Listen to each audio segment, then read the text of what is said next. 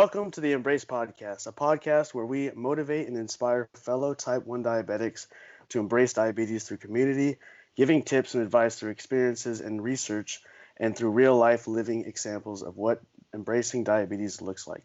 Today we have Rasheed Johnson to help us do that. Rasheed is a type 1 diabetic professional boxer from Philadelphia and has had diabetes for over 20 years. He's currently at a record of 7-3 with no signs of slowing down. Rasheed proudly wears his Omnipod on his abdomen during training and even during fights. He's embracing T1D in every sense of the word and a real-life example of what embracing diabetes looks like. We're going to uncover all of these things and more on today's episode. We got a legend in the room. Welcome to the show, Rasheed. Hey, how you doing? Thanks for having me. Yeah, man. Of course. Thanks for being on, man. So how you been holding up, man, with the whole quarantine thing? Are you still able to train and things like that? Oh man, yeah, my team still has. We have our own gym, so of course we're closed to the public, but I still go there and train. It'd be like 2-3 of us. Got to stay busy, got to stay ready, because whenever it open back up, we got to make sure we winning. So right off the bat, one of the first things I noticed about you is that your Instagram handle, Sugarsheed, I feel like to a lot of non-diabetics, it doesn't scream out, but to me, it definitely did. Has to be a diabetes thing, right? Absolutely. Okay. My coach gave me that nickname actually, and he was like, "This is perfect for you." I'm like, it is funny. So it stuck so much that everybody just calls me Sugarsheed now. Even the family. It was on my birthday cake. Oh, really? Oh, that's funny, man. Yeah, I had the same, in high school, I was on cross country, and my coach would call me Sugar, and I was like, it was in front of everybody too. I was like this little quiet, small kid, and he was like, "Hey, I heard you have diabetes, Brandon." I was like, "Yeah, I do." And he was like, "I'm gonna call you Sugar because you're allergic to sugar, aren't you?" I was like, That's not really what diabetes is, but yeah, sure." Perfect. Yeah. I'm guessing you are in your later 20s now. How old were you when you got diagnosed with diabetes? Can you kind of walk us through your diagnosis story and things like that? Yeah, when I first got diagnosed, I was 7, and it was July of '99, so I was 7. So about Okay. 21 years ago. That's it. 21 years Okay. ago. Um, my dad the first one to notice because he's actually a type 1 himself. Wow. Guess that got passed down to me. Yeah, so he noticed, and he lives in Virginia, so I was staying out with him in Virginia, and I was showing like the symptoms, like wet in the bed and Yeah. appetite, all thirsty all the time. Right. And he sent me back. He sent me back with my mom that July, and we went over to St. Chris in Philadelphia, and that's when I was diagnosed. Stayed there for a while. Okay. Yeah. Okay. Dang. So 7, yeah, you've had it for almost as much. Yeah, your whole life pretty much. Yeah, since you were 7, man. Yeah. Yeah, pretty Dang. much. That's crazy. Your dad also has T1D, man. Were you guys? Did that kind of help? Like, would you guys kind of master and apprentice, or did he help you through that whole transition? Yeah, absolutely helped. He knows exactly what to do. He sees the signs faster and better than anyone. So, so with low blood sugar, high blood sugar, what to eat, what not to eat, stuff like that. So Right. he helped out a lot for that. Right. Dang, that's good, man. I mean, in a way, that's that's fortunate because I remember a lot of us when we were diagnosed, we kind of get I remember it was I loved it, but I hated it at the same time because my dad would make I was in a house of 5 kids, so he would make all of us do chores. We would wake up, do chores. It was very a strict household, whatever. But I remember for that first 3 months of me having diabetes, I didn't have to do nothing besides watch TV. I was in a bubble. But what I'm trying to say is a lot of parents, they don't know what they're doing. They don't know. A lot of us feel like we're thrown into the hospital and thrown right back out, kind of clueless with all this stuff. Parents don't know what they're doing, and we don't know what we're doing. But I think that's cool that your dad was able to kind of walk you through that in a sense, or teach you about it, or at least give you the symptoms. What do you think was the most important piece of advice your dad ever gave to you, regarding diabetes was? Or Most is? important, really, not only watching what I'm eating, but the low blood sugar. You know, low blood sugar can get really dangerous, especially when you're young and the symptoms are very like heavy on you. Hmm. So like, you know, when I start feeling that shaky feeling and I'm trying to think uh that you know that fruit. If anybody ever told you like you start smelling like fruit, Yeah, yeah. yeah, like Yeah, that. man. And then you know I would tell people around me like if I start smelling like fruit, Grab a granola bar or something. you know. That's funny, man. I thought I was the only one. I was like, I didn't believe people tell me I smell like fruit. I guess it's that's funny, man. Dang. So you were diagnosed at 7. How old were you when you started boxing? When I started boxing, I was 15. Okay. And 15. what got you? Go ahead. I was gonna say I played a lot of sports before that. I played football for many years. I ran track. I wrestled, and then Okay. at 15 I picked up boxing because I just always was interested in that. Okay. Dang. What was it kind of just like you were looking for the next kind of sport to do, get yourself into, or did someone like what got you into boxing? What got me into boxing? I always had a thing for boxing. I always watched it. I used to watch it like early 2000s. I used to watch a lot of like Bernard Hopkins, and Gotcha. I even started picking up on Floyd Mayweather in like '05 or something. I watched a lot. My uncle used to fight, so I just always had an interest in it. Gotcha. Gotcha. That's pretty cool, man. Did you? This is a dumb non-boxer question, but have you seen the Rocky movies?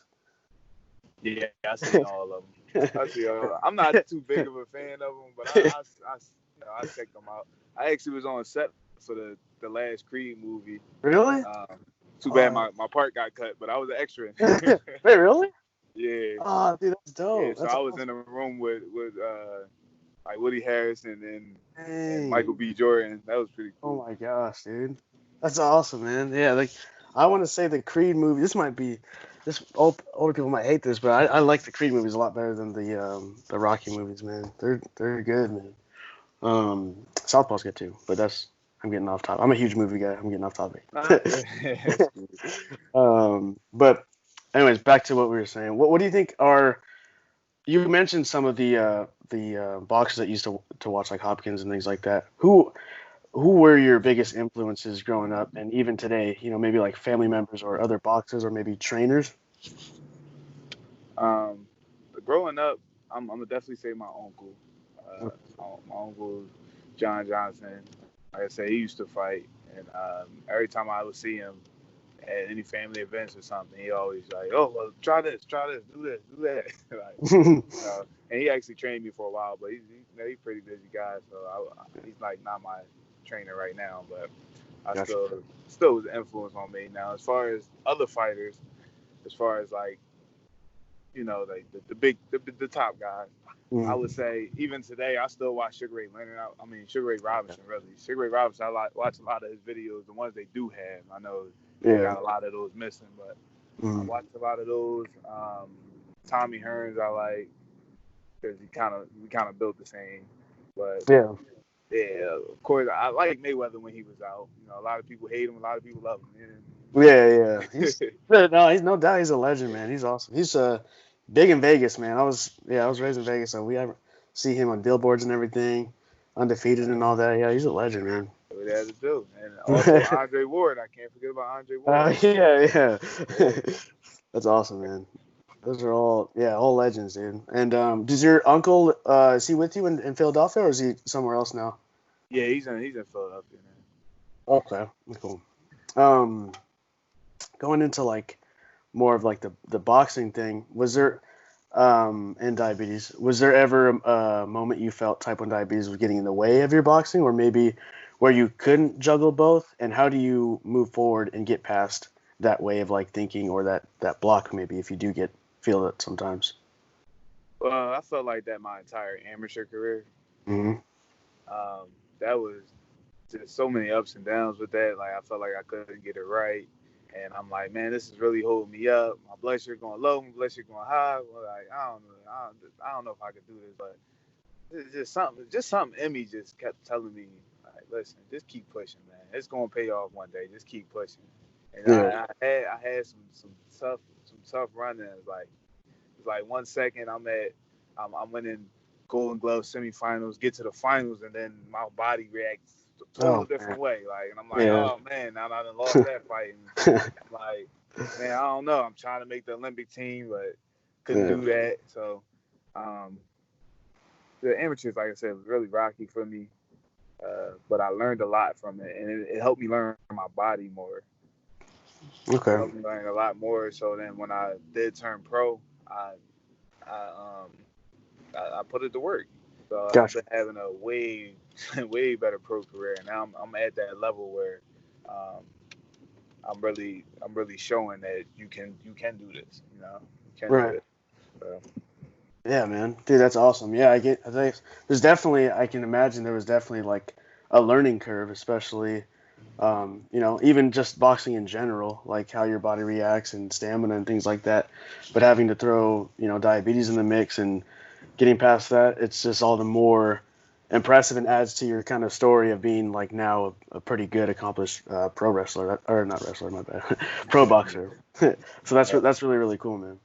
Um, and something I've always wondered is how much notice do you typically get before like a fight? Do you get a couple weeks, a couple months? I mean, it could be either or. It could be a couple weeks. It could be a couple months. Me personally, I don't take fights on short notice. Uh, Okay. well, I'm not even gonna say that. I haven't taken a fight on short notice. If Okay. a fight on short notice came up and it made sense, I would take it because I'm always in the gym and always prepared to fight. So it's Dang. not Okay. like I gotta get in shape. Yeah. I'm already there. I just at that point it's just making weight. Like, Right. Right. yeah. Right. Right. And that's something I wanted to touch on too, but the making weight thing, man. I have a little side story. When I was in high school, I wrestled too, and I remember struggling with the whole making weight and gaining weight, going up and down weight classes and things like that. I know that it's like you have to put on a ton of carbs to make weight or cut them a whole bunch. How do you kind of, what's your plan around that? Like, does that really affect you? Or I know, like, talk to us about that a little bit. Well, initially, I'm gonna say I was worried about it initially. My Mm, first fight is it's funny. I fight at welterweight. I fight at 147. My first fight I fought at 160. Obviously, I'm too small for 160. I fought at 154 after that. mm, Too small for that too. So I went down to 47. And within cutting them weights, like thank God I got some good doctors behind me. Like there they you gave me a whole plan for when Oh, I do okay. get down in weight, they adjust my basal rates and everything because I Right. require less insulin at that point. Hmm. When I'm cutting carbs and losing that weight, but I stay within it's my weight fluctuates, so I stay within 5 to 8 pounds of my weight. Where Okay. like most fighters and stuff and everything, they be like 20 pounds over, 30 pounds over. Like that's not me. I stay within 5 to 7 pounds, so it's not really much. Yeah, yeah. So if you do have to change this, you don't have to do too much. Okay, okay. Right. Um, but like, and in regards to preparing for a fight, how do you prepare, like mentally and physically? I know you say you kind of always training, but how do you prepare like mentally for a fight? Do you have to switch gears a little bit, or are you kind of always in that mindset? No, mentally before a fight, I think the switch flips probably about like 3 weeks out, where I'm just like locked in, and the only thing I can think about is really beating this guy. Like Okay. I think about beating this guy and just moving on to the next level. Okay. Yeah, definitely. I think. Yeah. Um, you mentioned that you were kind of on a vegan diet. How does that work with type 1 diabetes? Does it conflict in any way, or did they go together hand in hand? Like, how does juggling those two things? All right, so being vegan, which it actually helps me a lot. Okay. Once I turned vegan, I was able to really control my sugars a lot more. Like I did require a lot less insulin, but I also it just like when I'm bolusing and everything, it just seems to be at a steady level. Like it's like if you check my Dexcom, you'd be like, wow, like I rarely have highs, and I get occasional lows, depending, Okay, of course. But it's been pretty steady lately. Like that's it's good. been like 90% on target. Wow, dang, dude, that's awesome, man. Like, Yeah, big difference for me. yeah, dude, for sure, man. I can imagine, man. That kind of takes away all that, those heavy carbs. Now you don't really have to worry about that, and that's good. I've read so many things about how all the positive you know effects of just keeping your blood sugar at a consistent level. So I'm sure it even changes like your mood, your stamina, and all those things like that. So that's pretty cool. Yeah, definitely. The first, no, that's funny you said it. The first thing I noticed was my stamina. Like, you can get tired so easily. Yeah, man. I've been going 5-minute rounds, been in the There you gym go. 12 rounds. I'm like, feeling so much better. Like, I'm glad I did this. Yeah, dude. Yeah, I might need to look into that, man. Um, that's awesome, man. What oh, so your last fight was the Valentine's Day Massacre, correct? Correct. Yeah. How did that go? Um. So that fight, I won fourth round. It was a 6-round fight. I won in the fourth round. I hit the guy with a body shot and he didn't get up. Um, Dang. it was. I mean, it was fun. It was a dominant fight. It was one-sided. Uh, Dang. I came in there ready to fight. I knew he was a tough guy, like most Mexicans. Yeah. I knew he was coming to fight. So, Yeah, yeah, but I was trying to take him out the whole time, pretty much. And then it was on a Showtime card, so I was really excited about that. Oh yeah, man. I saw that. That looked really cool.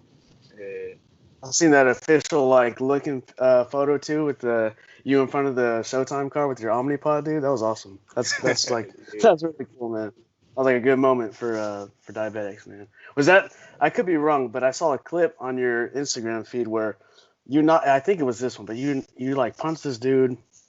Maybe it was a body shot, but he fell on the floor and he started dancing, man. Was that the one, or is that different? That was a different one. Oh, That was a okay, okay. different one. That made me laugh, man. Um, Hold on, uh, wait. You said I started dancing? yeah, yeah, yeah. You Oh yeah, started no, like that was so. that one. That was that one. Oh, I'm okay, tripping. okay. Yeah, that I was saw that that. one. I saw that. I was sorry to laugh. I was in a good mood. Yeah, dude. Fourth round, man. Yeah, Right, yeah. yeah, man. That's awesome. It was like Uh, at the end of the fourth round too. Probably only like 30 seconds left. oh man, dude. That's awesome. That must be a great feeling, man. Just winning by knockout. That's cool. Like I mentioned before, you wear your Omnipod during fights, and like I said, I love that. I think that's so cool. I imagine other T1Ds kind of seeing that and finding pride in that. Do you ever run into any issues with that, or does it ever fall off? And when did you start kind of doing that? Um, I haven't had any issues with it as far as it falling off or anything like that. Uh, I just started. Well, really the weigh-ins. At the weigh-ins, I just started wearing that like publicly. Hmm. At first, at first you kind of feel like, all right, I don't know if I should and this and that. And then this time I'm like, what, screw it, let's do it.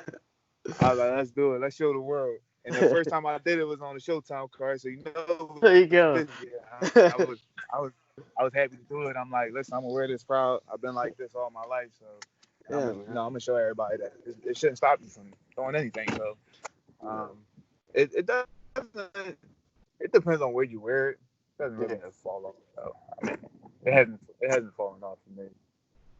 yeah, definitely, man. I use the Um, skin tag. oh, okay, okay. There you go. Yeah, definitely. They're pretty sturdy, man. Like those things, yeah, they don't fall off.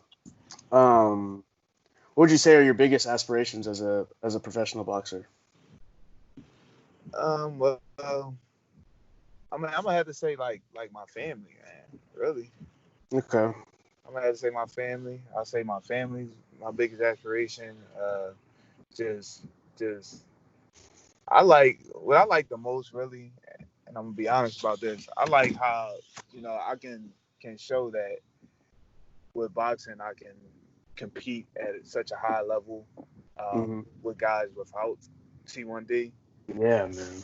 I like that I can show that, and that kids can see that, and kids can reach out to me because I had some kids reach out to me on Instagram like, "Hey, I'm struggling with playing football and this and that," Oh, and I'm like, "Listen, you can do it. You can. You just it's just going to take some hard work and some focus, and for you not to give up. But yeah. definitely do it." Yeah, definitely, man. It's definitely doable, and it sucks when so many of us kind of hear. I remember hearing when I was kind of growing up, even by my parents, like, maybe like those things like, oh, maybe you shouldn't try boxing, or maybe try something where you don't have to be active or put yourself in the danger zone. But like I said, you're like living proof that you can do that and like excel. Right. Um, And you hear that so much when you're younger, and I've heard that mhm. plenty of times. I heard it about boxing, especially in the amateurs. Well, maybe you should. Well, maybe you could. I'm not trying to hear none of that. Like, don't tell me what I can't do. Right? It almost makes you want to do it more. Like Exactly. So. it pushes you to do it more, man. Um, And of course, but I've been talking to another type one. You probably heard of. You probably talked to. I'm pretty sure. I think you did. Over mhm. in the UK, Muhammad Ali. No, you said Muhammad Ali? Oh yeah, he has the name, not actually the known Muhammad Oh, Ali. oh, I was like, He has the what? name, yeah. Yeah, got you. Yeah, I know of him. But yeah, I was talking to him, and we go back and forth. Yeah, He a yeah. good guy. We go back and forth about what works for us and this and that. Cause I think he has like six fights now. Pretty sure. Okay. So Yeah, okay. good to Yeah, connect yeah. with other type ones and make it work. Yeah, definitely, man. Yeah, we were speaking I think a couple months ago, but yeah, he's a really cool guy. And it's always there's a lot, a lot going on in UK. There's a kid over there that kind of lives at the Isle of Man. He also has diabetes. Um, he's trying to be a boxer as well, but that's cool. That I mean, it's obvious, but there's T1Ds all around. And like you said, that's cool to find like companionship through fellow T1Ds. That's one of the best parts. Is like Right. you know knowing that you guys are going through it together. It's pretty cool. Absolutely. Have you been to the UK? Have you seen any of his fights yet, or has he come to here see your fights? I've seen his fights online. I haven't been to the UK yet. I actually haven't met him face to face. Okay. Um, but soon to come. So hopefully after all this pandemic stuff is over and we get back to business, you know, Yep. happen someday. Yeah, man. Definitely. That'll be hopefully soon. Hopefully soon. All right. Um. I know that you kind of touched on this a little bit, but I want to kind of really bring this message home, send it home. But how do you view type 1 diabetes? I asked this question on my Instagram the other day. I asked people, what is one negative thing, one positive thing about type 1 diabetes? And although I got like a lot of really good replies, a lot of good answers, a lot of positive answers, I couldn't help but notice a lot of the younger audience saying like, oh, there's nothing positive about type 1 diabetes, or everything is negative about it, or like, what could you find positive about it? And I've heard you in other interviews saying like it's a blessing. What would you say to those kids who are newly diagnosed that say there's nothing good about type 1 diabetes, or feel beaten down by the fact that they have been just diagnosed? Um, I wouldn't say it's nothing good about it. The best thing about it uh, will have to be that you can really overcome it and show people that you're just like anybody else. Don't let it hinder you from anything. You just gotta take it. You gotta look at it as a good thing. Look at it as a good thing, and don't let it stop you. Then it won't stop you. You gotta Right. keep that mindset. Hmm. Yeah, and yeah, and like that, like I was saying in the interview before, you were saying how you were saying it pushes you to fight harder. Like diabetes is that extra thing that Right. um, Let it gives you fuel strength. you. Let it be fuel to your fire. Yep, definitely, man. So before I let you go, I wanted to run you through some rapid fire questions just for fun. Um, kind of just letting our audience know little aspects about you and things, preferences, and or questions. But I'll just shoot them out. What is your go-to low snack? Our go-to low snack. Yeah. I always drink orange juice. I always got orange juice in the fridge. It's that and grapes. Okay. Grapes. Grapes bring your Yeah, blood sugar up? Wow. I never. yeah, I never tried yeah. that. Bring me up pretty fast. Oh, really? I never tried that. I never even heard of that. That's awesome. I gotta check that out. Favorite movie? Favorite movie? Oh, that's a good one. That's a tough one. My favorite movie probably Remember the Titans. Ooh, But, man, that's a classic, man. yeah. It's a great movie. It makes me cry every time, man. uh, favorite boxer? Say it again. What? Favorite boxer? Oh, favorite boxer. Um, of all time, Yeah. I'm gonna say Sugar Ray Robinson. Okay. Okay. Um, favorite album, or Favorite, maybe even yeah, favorite musical artist, maybe. favorite. Okay, I personally like R&B and soul. My favorite music artist is Music Soul Child. Okay. Okay. Awesome. Yeah, man. R&B is like best genre. I love that genre. Right. Um, pump or pen? Are you on the pump or are you on the pen? Pump. Okay. I got my backup Uh, pens though. yeah, man, definitely. You got to carry those things everywhere, man. You never know. Gosh, man, I went on a hike like a year or two ago, and my pump just malfunctioned on the top of the hill, man. I was in a different state and all that. Long story short, I had to hike down the mountain, drive 7 hours. So I was without insulin for like 12 hours, man. Ever since then, I bring a pen with me everywhere, dude. See. I had to Dang. learn the hard way, man. Yeah. How often do you change your lancet? You got to be honest with this one, man. How often do I change like the site? Yeah, no, not the site, but the lancet, like when you prick your finger. Oh, You I can be like. honest. I'm gonna tell you my answer. I promise you to be 10 times Man, worse. I, honestly, I don't even count. I can go for real. I can go like 3 weeks without changing. Oh man, that's okay. That's not bad, man. I think I've gone a couple months without changing mine, man. I've had to go with the max number and all that, but that's not bad. I think what they recommend is like a week or two, like a week you change every week. That's not bad. And then lastly, what do you have any side hobbies? Anything you like to do for fun on the side? Um, side hobbies. I like to read. That Okay. counts as one. Yeah, I like Yeah. reading books. Okay. Are you reading anything right now? I just finished reading the Michael Bay books. You ever heard of Okay. those? He got it's like seven of them. Yeah, seven of them. I just read all seven of those. Dang. Okay. Yeah, That's pretty cool, man. I always feel relaxed, at peace when I'm reading, man. Definitely. exactly. Um, so what do we have to look forward to in the next couple of months or even years to come? Do you have like a fight coming up or an event that's coming up that we should be looking out for?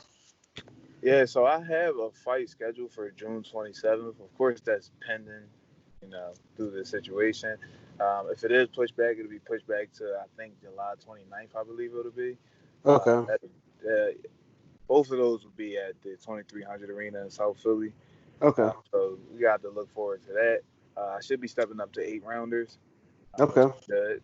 So, and then moving forward, I'm just got to keep building and then try to get in that world ranking as soon as Definitely. possible. You know. Okay. Sweet, man. That's awesome. Okay. Cool. So that's not even what that's like. If everything is okay with the quarantine and all that, that's like a month, almost 2 months away. Right. Okay. Um, okay, awesome. So lastly, we like to end our show with asking our guests this question. So basically, imagine I'm a young lad. I've just got diagnosed with type 1 diabetes, and everyone, my doctor, my friends, even my parents are telling me it isn't wise to box. It's not the smartest thing to do. What would you say to me? And I feel like I'm at the point where I'm about to give up. What would you say to me?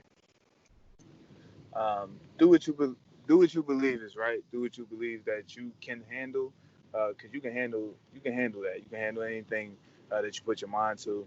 So just go out and do it. Don't let nobody stop you from doing something. It's your life, so you Mhm. take control of that. Yeah, man. 100%. That's that's true.